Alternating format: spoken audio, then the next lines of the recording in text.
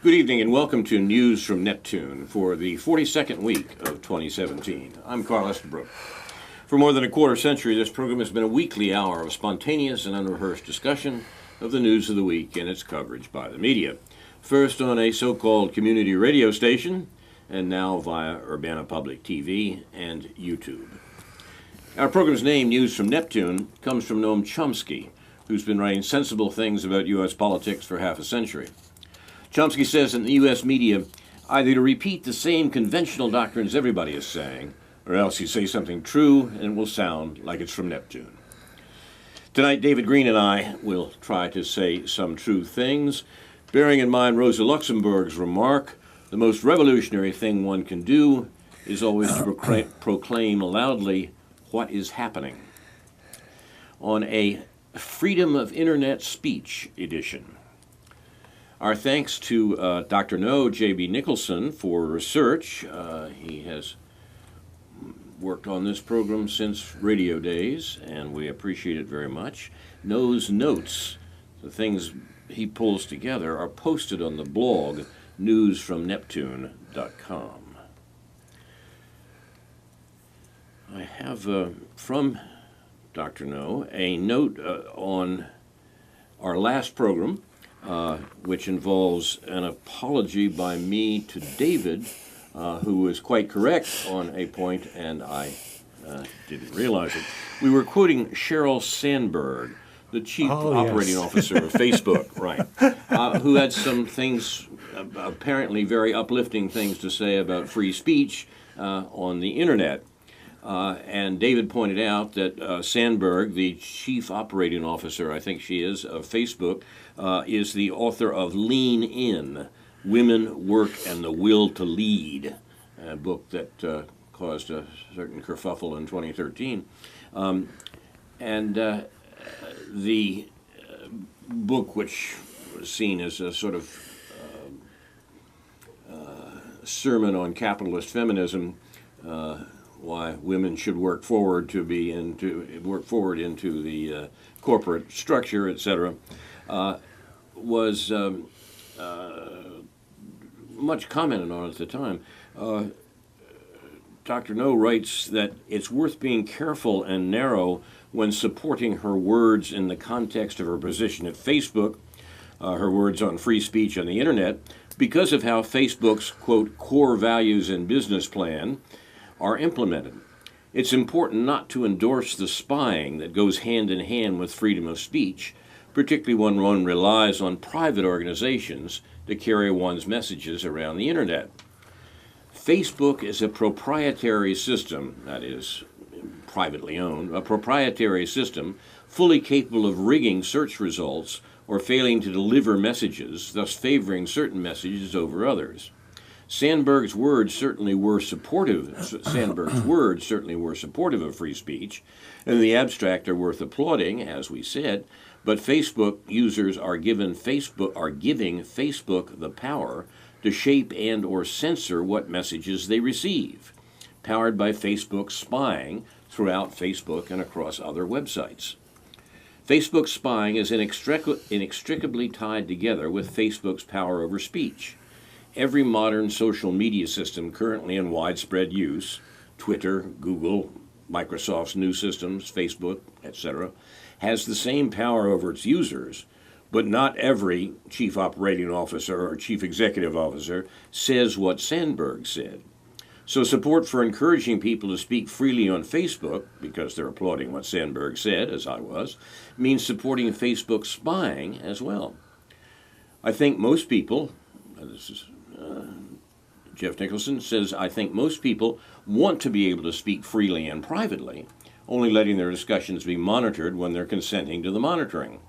But I don't think most computer users know that most tech-based conveniences are all, in fact, spying on them.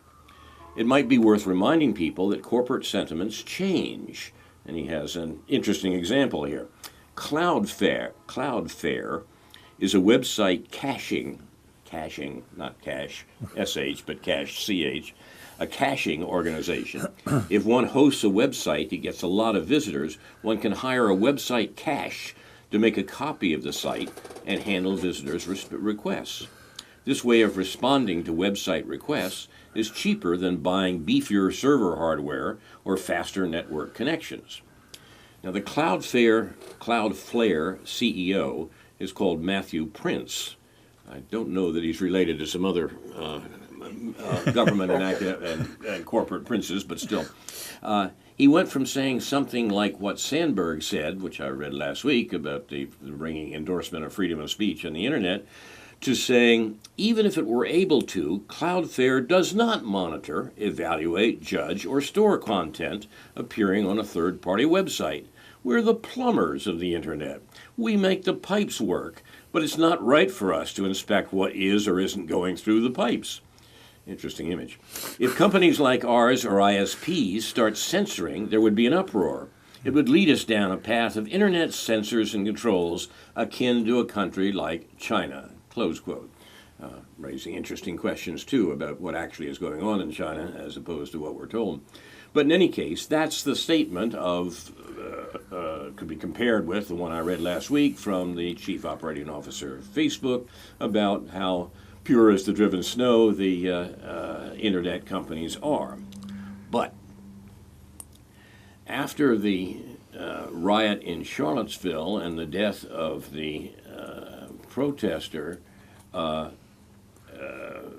Matthew Prince of Cloudflare then said, I woke up this morning in a bad mood and decided to kick them, Daily Stormer, the people, one of the websites behind the demonstration in Charlottesville, try to kick them off the internet. Cloudflare says their terms of service support their chief operating officer's decision to cancel the Daily Stormer's Cloudflare contract. Cloudflare. Look, just ignore the consonants and concentrate on the vowels and see if it makes any sense, okay? The web host cache, quote, reserves the right to terminate users of our network at our sole discretion. So, splendid words about free speech are followed by the actuality. Jeff Nicholson says, I don't put much stock in Sandberg's words for my own messages. I'm not on Facebook, nor would I recommend anyone else rely on Sandberg's statement, because that means encouraging people to submit to Facebook spying. Now, I have to admit to guilt on this point, but hey, it's the only game in town, right? I say that even while I too applaud the recognition of freedom of speech for its own sake. Instead, I recommend diversifying one's message distribution. Publish in multiple places, and deny any one organization from having the power to prevent your messages from getting published. Also be careful that freedom of speech isn't just a big come-on for spying.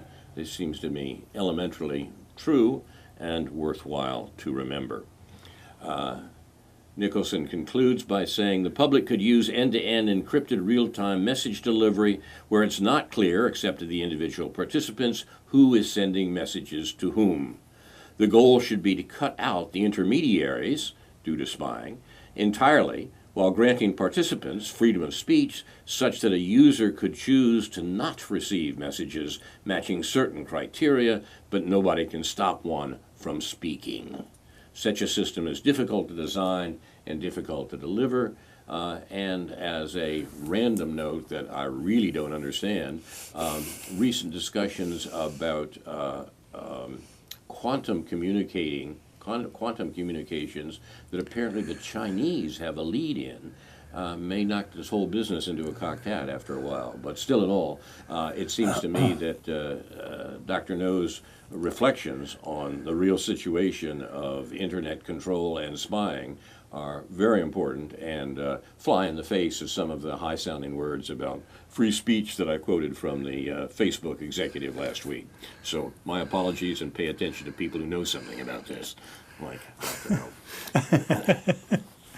David, what's on your laundry list? Oh, you're watching news from Neptune, by the way, and Carl Estabrook and David Green talking about the news of the week. It's coverage by the media, and David has a laundry list, I think, of things to consider this week. Well, apparently we've all moved, Carl, because Rahm Emanuel, the mayor of Chicago, reported to us on the front page of the News Gazette this morning in relation to all the hubbub over new developments in technology and campuses and institutes and geniuses and all the stuff that's going to save our state.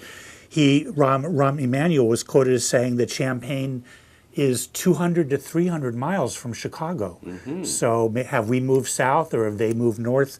It's interesting. I just had to mention that at the start to say that Rahm Emanuel, you understand when you're in Chicago, you don't need to much care about what's going on south of I-80, as they say. But that's part of a larger point that I want to make about this whole issue of the U of I raising money and all the technology and the campus that they're building in Chicago, and this other thing so-called the 78th community in Chicago, which is going to usher us into a new age of technology, certainly relevant to what you were already saying, and prosperity, and this is exactly what the state needs because we're being told what this needs. I'm sure most of the people watching us, all however many of them, and you and I all received this postcard from the campaign to raise a couple $2 billion.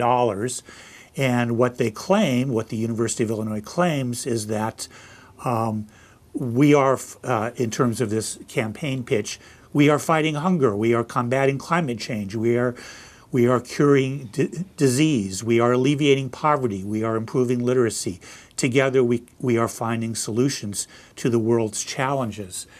And that had to be my primary concern this week in terms of how do we think about what the role of the university in society is the assumption here, and I think we confront it every day when we read stories about the accomplishments of our esteemed friends across the street there, and very real accomplishments and very real research and very real progress in a lot of ways.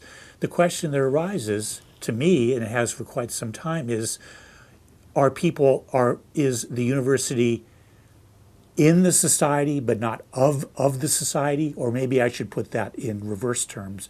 I'm not quite sure how the of and in, but the implication that we have this horrible neoliberal, neoconservative society that's been evolving for the last 40 or 50 years.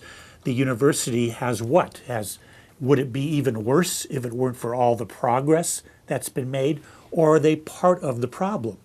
And how are they part of the problem? And obviously they are part of the problem, because in spite of the scientific and technological achievements and whatever other achievements in knowledge and understanding and tolerance and all that kind of good stuff, somehow things for most people in this state with this illustrious, historically illustrious university seems to be getting worse. Is it because there's something wrong with those 50 or 60% of the people whose lives don't seem to be getting better? Because certainly the university professoriate is part of the 10%, if not in many cases 1%, who most benefit from what is called progress.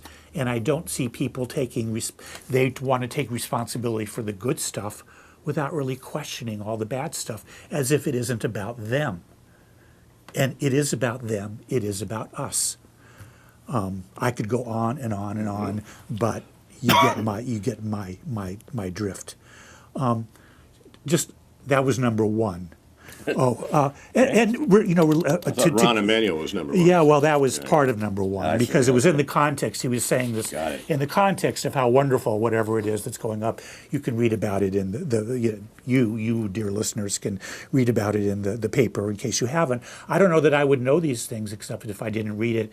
The News Gazette has an interesting relationship to the campus in terms of sort of boosterism on the one hand and decrying what's called campus radicalism on the other hand.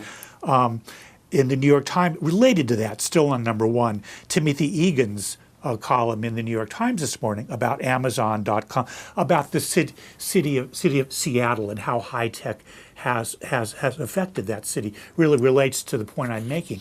How is development good? How is high-tech development good? How will it be good when Amazon decides what city they want to expand into? Yes. Will it be good for that city? And I had never read much of Timothy Egan. I was liking what he said, and then towards the end of that column, he dropped a bomb in reference to the Seattle City Council member Shama, the socialist Seattle City Council member Shama Sawant, saying, "Well, she just doesn't have the right idea about how to oppose all this stuff." Yes. So you can question this stuff, but you can't be a socialist, even to the extent that Shama Sawant is basically a Bernie Sanders socialist. But anyway, okay, finally get on to number 2. Just to reference an interview that Aaron Mate did on Real News with a Frenchman of North African descent named Yasser Louati, commemorating the 1961 Paris riots and relating it to the current condition. And it kind of made me wonder, learning about this, which I'd either not known about or forgotten about. 300 people being killed in Paris in 1961 by the police, in relation, of course, to the Algerian troubles. How was that? We were told over and over again, Le Pen. She hates people. She's fascist. And you look at what France is in relation to its immigrants, to its recent immigrants, or its North African Muslim population. What is going on there? What is not being understood about France in relation to how Le Pen is singled out for her alleged fascism and racism in this context? Okay, that's number 2. I'll skip number 3 because I think I've more or less covered it. I'm going to skip number 4. I'll mention it. Thomas Edsall has one of his weekly social science chin strokers about democratic culture and what's happened to democracy. He references a conference that a bunch of political scientists who have attended, talking about what are we to do about this authoritarianism and about this broken democratic system. And predictably, the only political scientist or the only scholar that I'd ever really heard of in relation to this conference was our good friend Timothy Snyder. And so I knew where all this was going. I expected he'd show up there, and therefore I don't think one can take all this stuff very seriously, because these political scientists don't really want to get down to the nub of the issue, which is that, as was it Aristotle? You can have democracy and you can have capitalism, or Aristotle didn't know about capitalism, but you can have an economically unequal system and a democratic government, but you can't have both. And these political scientists don't want to deal with that. We have to get into the issue of Harvey Weinstein, if only briefly. And the way that I'm going to do this is thank you, Jonathan Cook on Counterpunch, for writing an article saying this is about power, and the people that are commenting on this aren't saying it's about power. What Cook said was that women need to organize and have a place where they can go to report these incidents and document those, and then present them to the public in a way that will actually change the balance of power in Hollywood or anywhere else between women and the men who have power over them. There's a lot more to say about Harvey Weinstein, including his liberalism, his Israel support. So what self-righteous progressives want to point at Donald Trump and all his women issues, you can say the same for Harvey Weinstein, who was a liberal who supported Hillary Clinton and who supports Zionism, of course. And so these things can't be located in any part of the conventional political spectrum. And then this is number 6. I skipped one, so we'll call it number 5. You had a letter in response to Jim Day's support for free speech. A guy named John Palin, who I don't know if you met him or you know him, maybe I've met him, but he had a pretty nice letter this morning, but it provoked me to realize, and then Day followed up his column this morning with a column about the football players and how they don't have the right to make political statements at their workplace. But what that caused me to recall was that A few years ago, when I in 2009, when I attended my son's college graduation at the Assembly Hall, I was provoked to write a letter saying, they really should take politics out of these things, even at the level of, some guy talking about entrepreneurship and blah, blah, blah, which is, kind of a neoliberal buzzword. And then later on, a year later, I had my sort of football game flyover issue. And so what Jim Dye misses here, even though I agree with your support of his previous column, is that if they're going to use football games to have patriotic celebrations, that shouldn't be part of a captive audience either.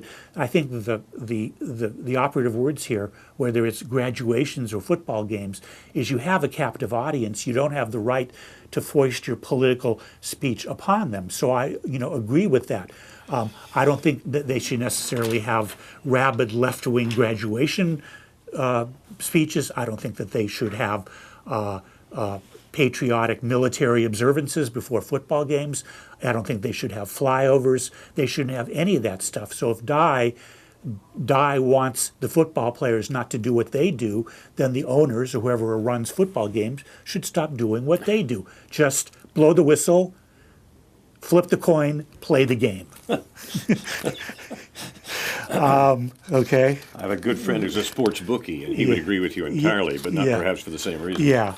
And just three more quick references here. Okay.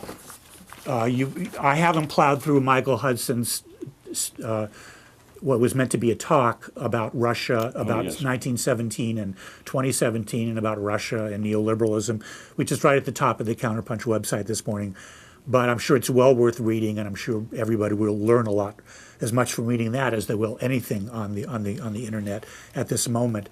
A more obscure point, but I happened to be sitting in a doctor's office this week, and I looked at an article by Janet Malcolm in the New Yorker, where she's singing the praises of Rachel Maddow. I always liked Janet Malcolm when I read her years ago, but she's on this thing where Rachel Maddow's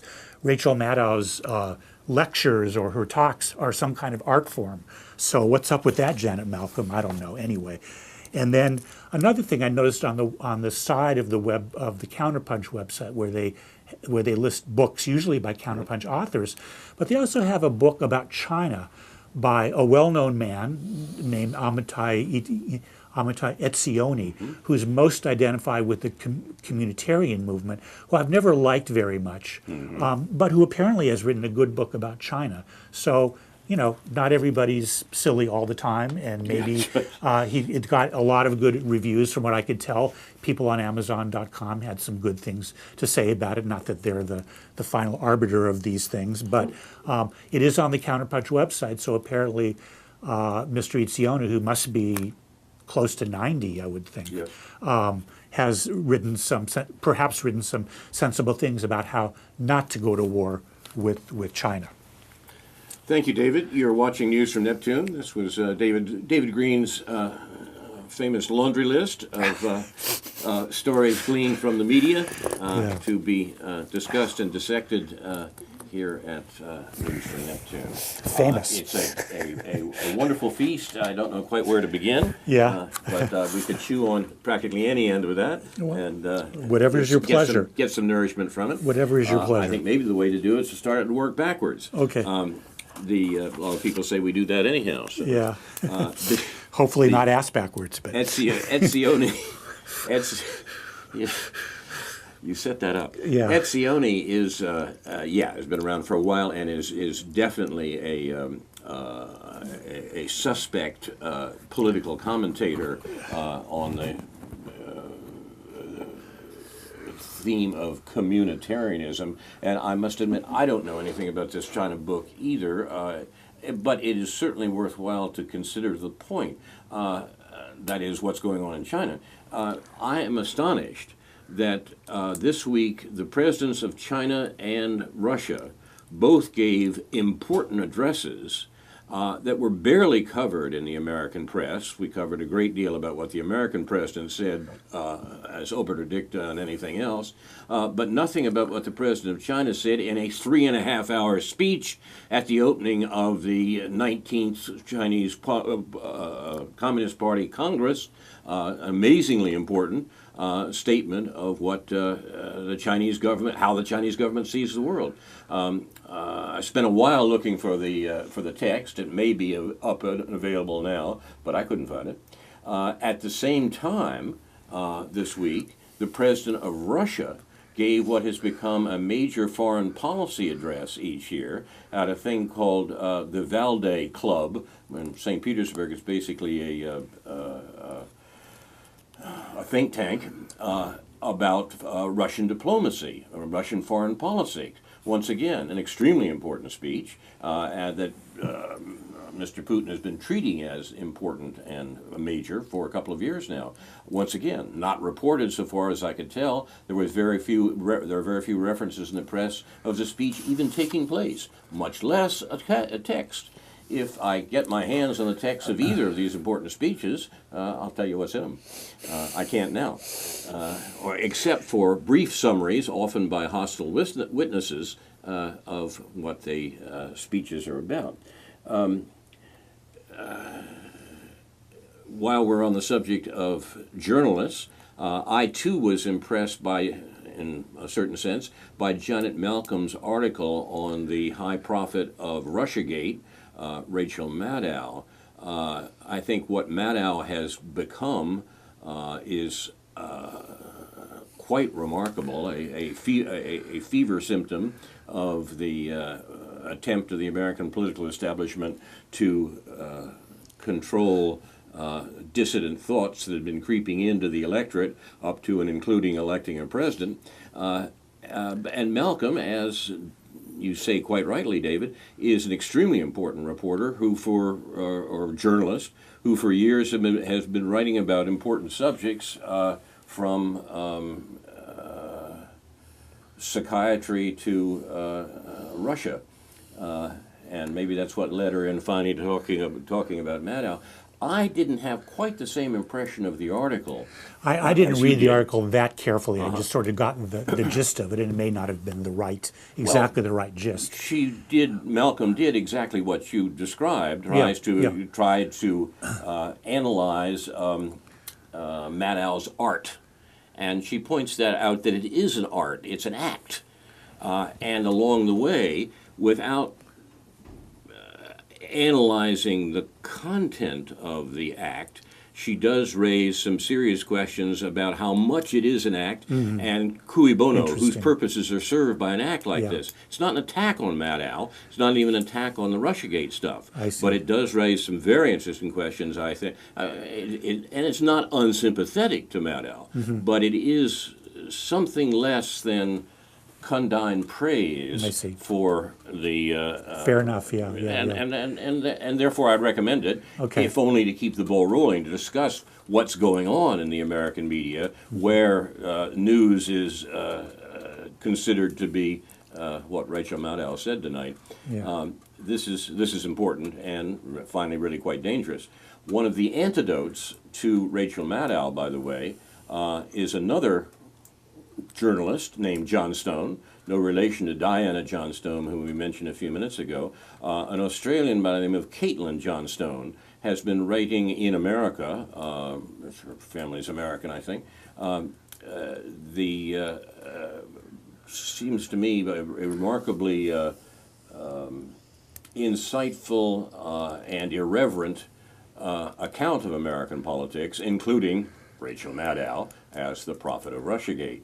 So along with Janet Malcolm, you might read Caitlin Johnstone and begin to understand some more about what the general media universe has become in America, frankly, to my amazement. I mean, we've been doing this program for 25 years. I've been reading the press for at least 50, probably, if I were honest, I'd say a little more. And I have never seen, including the McCarthy years, a media establishment quite so propagandized, turned into propaganda as it is right now. Maybe I'm simply coming to realize what's always been the case, but it's amazing to me the sorts of things that pass for news, and therefore the sorts of things that most Americans believe about the world. The possibilities here are horrific, and it's the sort of thing that people like us should be attacking, and insofar as we have our poor power to add or subtract, we will. Michael Hudson in Counterpunch is very much worth reading when we have managed in the American media world to ignore, for the most part, the 100th anniversary of the Russian Revolution and any understanding, not necessarily praise, any understanding of what that revolution was about. In order to understand what the 1917 revolution in Russia was and produced, we have to understand something about what the United States does and is. And that's not easy. Most Americans don't know that the U.S. invaded Russia after the revolution, sent troops to Russia to put down the revolution. They were eventually withdrawn when the revolution succeeded, when the Bolshevik coup succeeded. But the situation, the actual history of the Soviet Union from its birth has been such a matter of American propaganda that very few Americans, I think, have an honest apperception of what actually happened. Michael Hudson is one of the best people writing about this matter. This was a speech about, as David said, a speech prepared for delivery in Beijing about the 1917 Russian Revolution that Hudson was not able to deliver. So it fits the current context, too, I think, very well. While I'm on the subject, I might mention that the website Counterpunch, which is run by a friend of ours, is, I think, almost outdoing itself these days in bringing things like Michael Hudson to us that you can't find in other parts of the American media. Jeffrey Sinclair, the editor of Counterpunch, has a piece in today's edition of Counterpunch on the web that is a description of how he goes about putting it together. And it's quite affecting and interesting. And it also, I think, makes an important point that people who do follow Counterpunch and some of the issues that it brings up often miss. And that's the fact that this supposedly left-wing website, and it is that, indeed probably the most left-wing website available in a reasonable fashion on the web, is Catholic in its tastes. By Catholic, I don't mean Roman Catholic necessarily. I mean Catholic lowercase c. It's universal in its draw, and it has made a virtue of posting attacks on articles and viewpoints that it had published before. That sort of range is extremely rare, it seems to me, in the American media, and goes to the point that Noam Chomsky has made often, that if you establish the limits of allowable debate, then you're perfectly happy if debate ranges before that. Look at the pro and anti-Trump stuff right now, because it doesn't make any difference. The policy remains the same while the debate runs around within those limits of allowable debate. So get out of those limits, read Counterpunch, and the few other places you can find it. I would point out, I didn't have a chance to read the entire Hudson article, but he brings the story up to the present time. He talks about the oligarchic takeover of Russia in the late 80s and early 90s, and how the Russian economy has evolved from that. I'm not sure what his entire argument is, but I think he's someone who brings in appropriate Marxist perspectives and modern monetary theory points of view, and so forth, and usually makes a pretty coherent argument that can be read. And it's already also been, for those who may read Naked Capitalism as opposed to Counterpunch, which is a more concise view of economic related articles.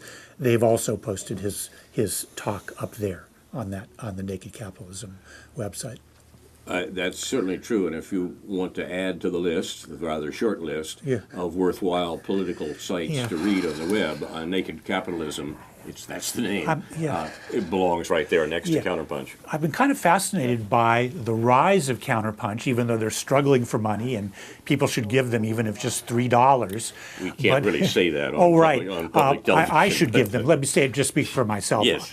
I subscribe to their newsletter, but I should give them another few dollars, which I haven't done yet, in which Jeffrey was beseeching us. That's an expression of opinion, not a solicitation. If Jeffrey is our friend, he should come around more often, don't you think? He's been on the program. We've had him here before. Tell him he's not going to be our friend if he doesn't come around more often. He lives far away in some strange place. I know. But the other thing I would say, it's been interesting to note the relative rise and maintenance of Counterpunch post Alexander Coburn versus the rapid decline of the ZNet website. And Michael Albert's, which, the ZNet just barely survives on much less money than Counterpunch. And, they were a good website. They are a good website by and large, but they pretty much threw in their lot with Bernie Sanders and with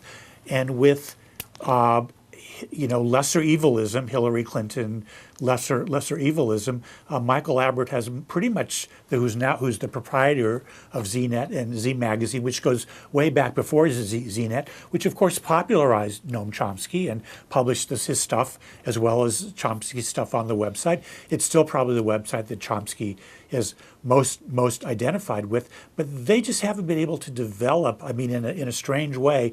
Counterpunch has been able to keep up with the kind of technological glitziness to a certain extent that's kind of necessary to maintain a kind of modern look, and ZNet has just not done that, and they're basically in their death throes. I don't think they have another year or two to go, if that, unless Chomsky just gives them a lot of money or something. But which he certainly could do. But it's like the website just isn't organized the way, it doesn't offer the same compelling narratives that Counterpunch does. So it's been kind of interesting to see how that evolves, because Alexander Coburn used to criticize ZNet and say it's just a portal, they're just collecting stuff from other things. And Counterpunch has kind of become that too, to a certain extent, but they have their own unique writers who appear elsewhere. But example, someone like Paul Street used to be ZNet's writer. Mm-hmm. Now he's Counterpunch's writer. And he's up there every Friday. He has another good column this morning. We haven't always agreed with him lately because he has a bad case of Trump disorder, or whatever it's Trump derangement syndrome. That's exactly right. But he wrote a very good, solid column critical of Bernie Sanders this morning in relation to foreign policy and healthcare and other things. So that looks like the future. There's other websites that have come up. I think ZNet was a little more unique 15 years ago, and now you have websites like Counterpunch and Naked Capitalism, which I just mentioned, and plus there's many other things that are of more specific tastes, like Corey Robbins' blog or whatever, or Dean Baker's blog. That we can look at. So that's just my 2 cents about that.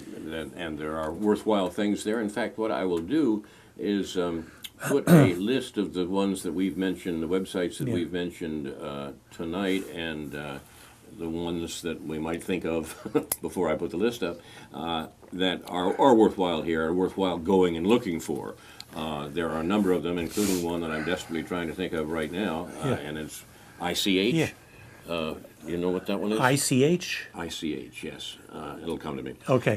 Also, the UNS Review Yeah. publishes a wide range of things, things that you will not hear from the Washington Post or the New York Times or the other standard media outlets. And these days, that's particularly important. And I'm gonna raise a red herring or whatever something here, Carl. But our friend Louis Proyek doesn't like UNS because he's a LaRouche or whatever he is. And yes, you have to be careful about some of these people and what their backgrounds are and what they say.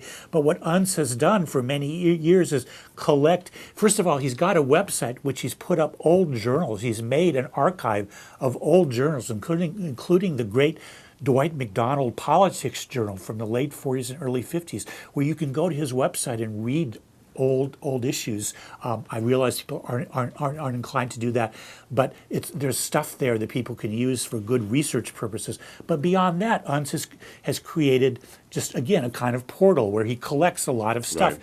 And there's no reason I don't know if this relates to our red-brown, alliance issues. Yes, it does. does. But yeah, it does. And there's just people that's like, okay, if you put something up on if UNS puts your stuff onto his website, you may be right, and it doesn't make you a bad person. Just like David Irving posting the Holocaust denier David Irving quoting Norman Finkelstein or putting Norman Finkelstein on his website didn't make Norman Finkelstein wrong.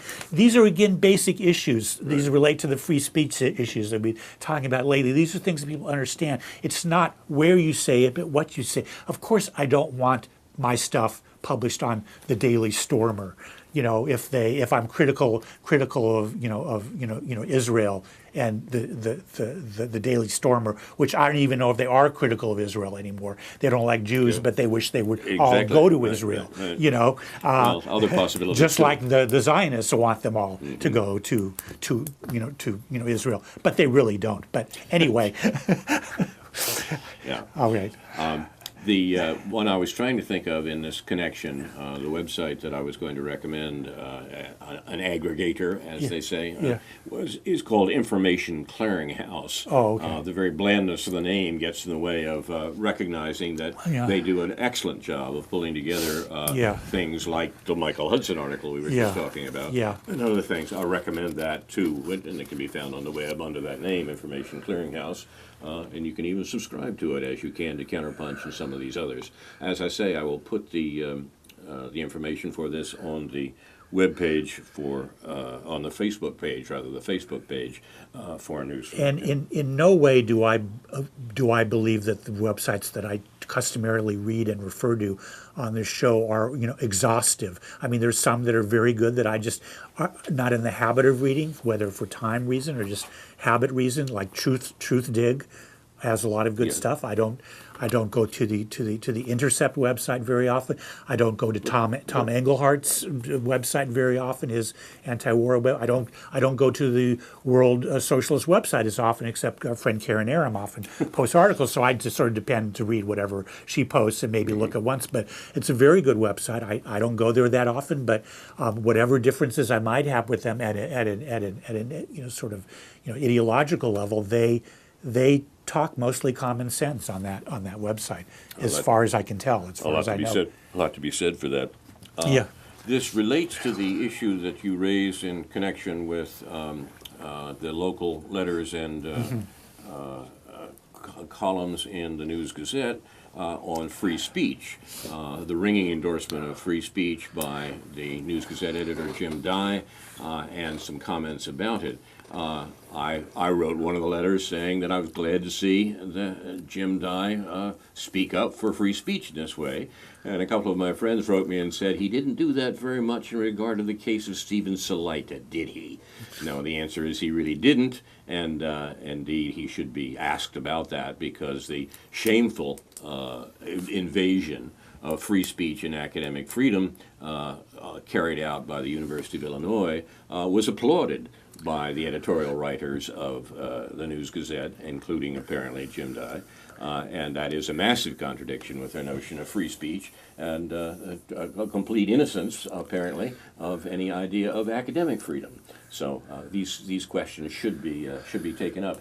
One gets the idea sometimes that free speech is acceptable only when it doesn't make any difference. That even the athletic issues may impinge on this. So long as nobody cares, so long as nobody notices, so then you can say anything you want. People start taking it seriously and realizing that it's talking about something important, then they might kind of say, they might try to say to you, oh, you can't say that here. Whether it's an email list for a local anti-war group or the football stadium of the University of Illinois. I was reminded of a statement made by the equivocal George Orwell. And I don't even mean to suggest that George Orwell is a model of modern politics. There are a lot of criticisms that could be made of Orwell. It would probably be better if people knew what they were saying when they began to criticize Orwell. His book, Homage to Catalonia, for example, is an interesting background, if hardly gospel truth, about the roots of the situation in Spain right now. But Orwell, when he published Animal Farm, his satire on the nature of Soviet society, he pointed out that it was also a satire of the nature of Western society. It was no good, Western being British and American, it was no good saying, this is just Russia. When he published that book, Animal Farm, in 1949, he wrote a preface to it in which he said, liberty is the ability to tell people what they don't want to hear. That's critically important, particularly since after he wrote that, his preface to Animal Farm was suppressed. People, his publishers in this case, didn't want to hear what Orwell was saying about the meaning and significance and connection of his fable in anything other than a Cold War fashion. Liberty means telling people what they don't want to hear. Not to be said for that. While we're talking about freedom of speech, these sorts of contradictions should be taken seriously, I think. Here again we have, I think, an extremely important observation from our mentor, Noam Chomsky, for News from Neptune, who said, if you don't believe in freedom of speech for people you despise, you don't believe in it at all. And that seems to me exactly right and true whether we're talking about the Daily Stormer or Michael Hudson. Yeah. Or what is the point that is being made by those who argue that the First Amendment protects us from the government, protects the people's speech from the government, but as was pointed out in a couple of these articles and letters this morning, that it's not meant to protect us, it's not meant to offer all of us freedom of speech in all of these different venues, which I mean, obviously we know that freedom of speech is something that we don't. It isn't just that we don't yell fire in a crowded theater; it's that we allow for other people to speak before we speak or after we speak. So, what's the point that's being made when people apparently rightly point out that it's about the government? It isn't about other people's non-governmental actors suppressing freedom of speech as opposed to the government. That's true, it seems to me, but I think we have to remember what the First Amendment of the present American Constitution actually says and why it says it. The First Amendment is not about free speech tout court.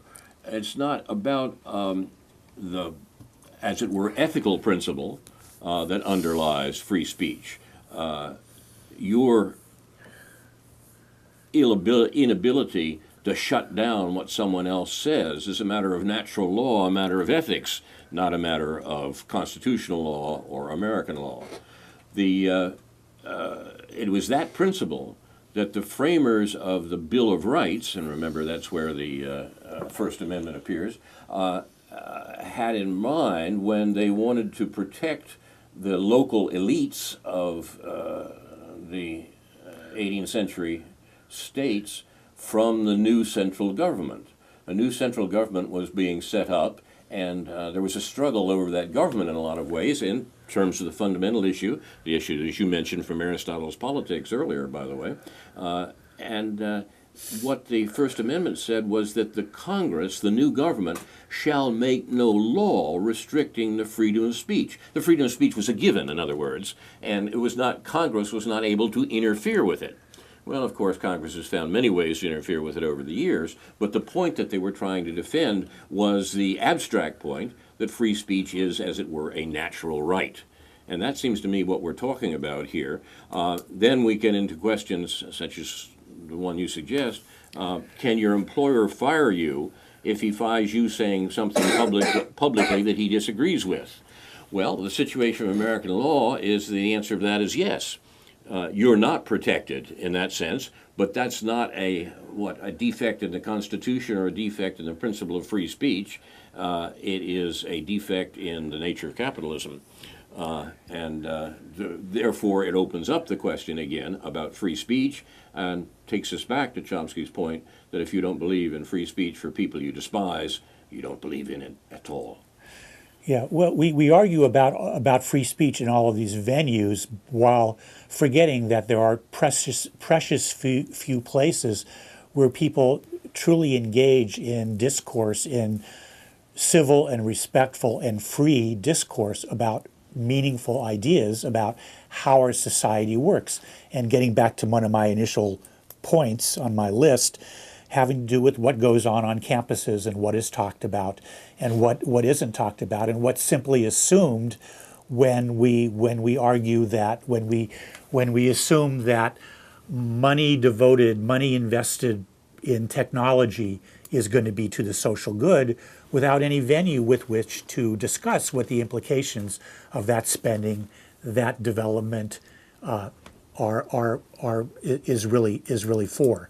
So that we need more and better, more speech. Obviously, my problem with the ACLU has always been that, well, they just restrict themselves to issues of freedom of speech. But then in this context, we understand when the ACLU is being criticized by Black Lives Matter, apparently, or people that don't like them supporting freedom of speech, we realize, well, we're back to that basic level. But going beyond that, people need to understand what it would look like if people actually took advantage of their freedom of speech and took that to the next level, so to speak, in terms of meaningful and rational freedom of speech.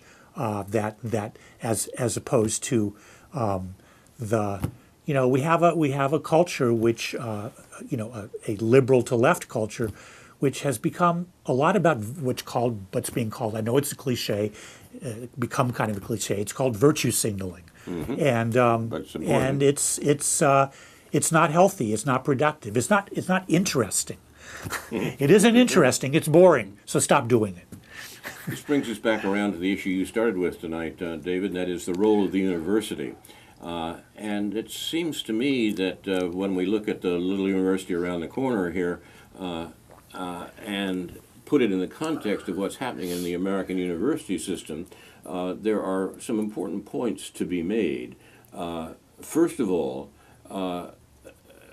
from my own perspective, entering the university systems as a callow youth many years ago up to today, I have been able to observe firsthand a quite remarkable transformation in the university, a transformation of the people who taught in the university that I first entered would never have imagined. And the principal reason for this transformation is the vast expansion, accelerating expansion of inequality in the U.S. In the last 40 years. That's affected the university as a subset of that society particularly.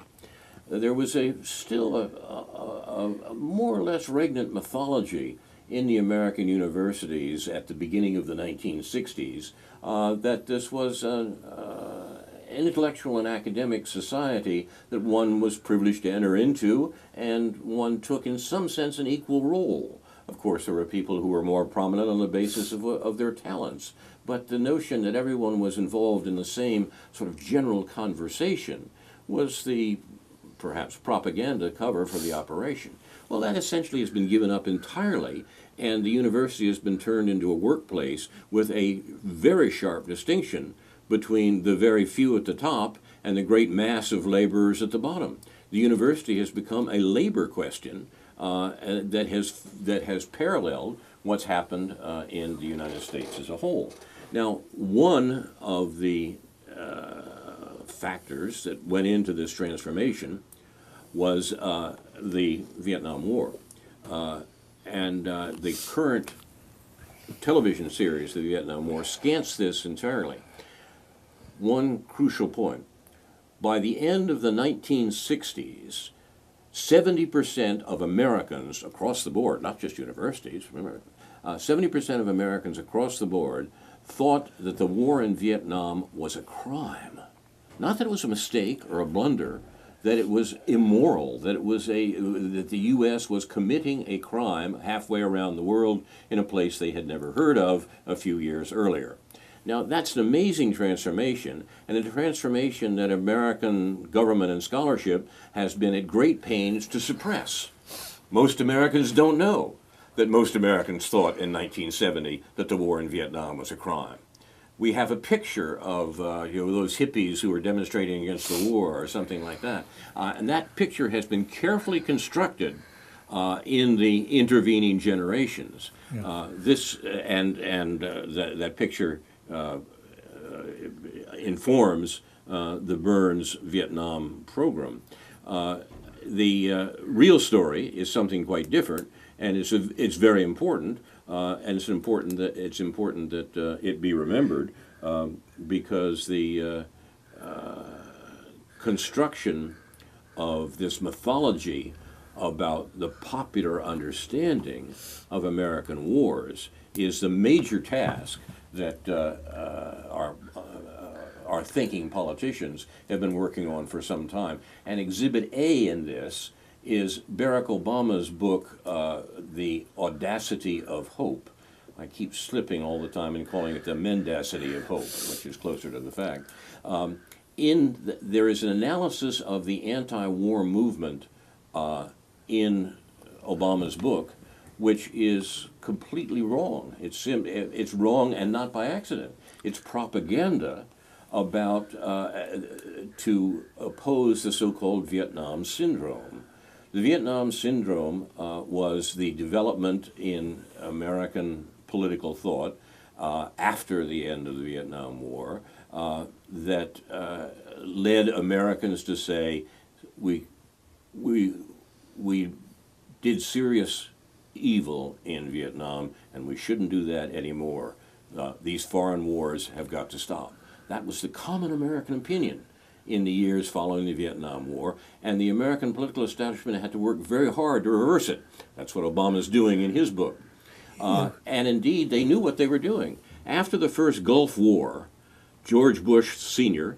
gave a speech, and he said, the major accomplishment of the Gulf War is that we've kicked the Vietnam Syndrome in the head. Yeah. American war making in my lifetime has been a matter of the American government prosecuting its wars for the benefits of the 1% and trying to deal with the only major enemy that it faced, that is, the American people. These are the issues that we should be talking about. Let me just close with one footnote in regards to what you said. The New York Times did publish, I'm not sure how good their coverage of the Vietnam and the program has been, or their responses, but they did publish a column by Jerry Lemke, who's the historian who's done the best work on sort of debunking the myths of hippies spitting on returning veterans and all that stuff. So that's worth reading in the New York, within the last couple of weeks, his column in the New York Times about that, and some of the comments made in response to that. You've been watching News from Neptune for the 42nd week of 2017, presented by Carl Estabrook and David Green. Produced and directed by Jason Liggett, Ethan Young, and Andrew Scollery. With thanks to Dr. No, J.B. Nicholson for research. No's notes are posted on the blog newsfromneptune.com. On a unrelated matter,